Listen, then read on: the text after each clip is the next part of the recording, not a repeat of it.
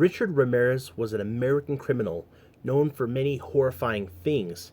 His highly publicized home invasion crime spree terrorized the residents of the greater Los Angeles area and later the residents of the San Francisco area from June of 1984 until August of 1985.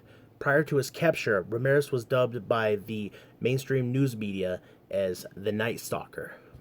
He used a wide variety of weapons in his crimes, including handguns, knives, a machete, a tire iron, and a hammer.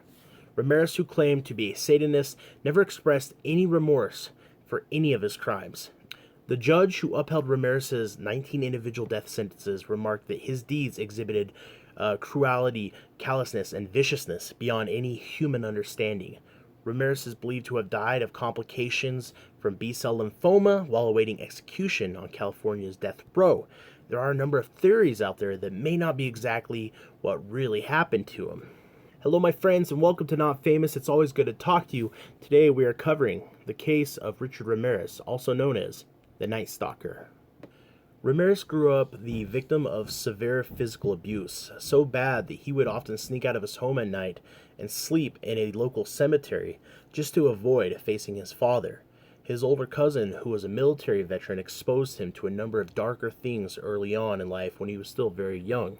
His violent crime spree began shortly after he had dropped out of high school in the 9th grade and moved to California. Those cases are very vile and each their own horrifying story to tell.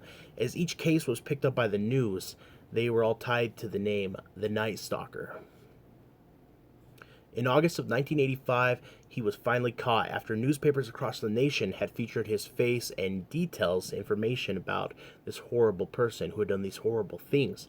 During his trial, he had made horrific remarks and had openly discussed evil plans that he had in mind for those that were prosecuting him. One day, one of the jurors, Phyllis Singletary, failed to show up for court. She was found to have been shot to death in her apartment. This caused a major scare for the rest of the jurors and those involved in the case.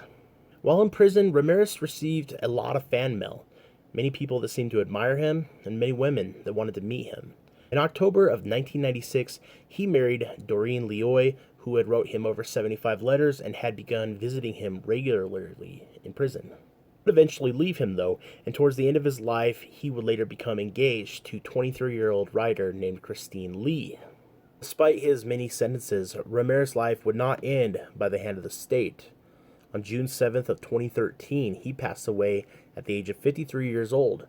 It is said that he passed due to complications related to B-cell lymphoma.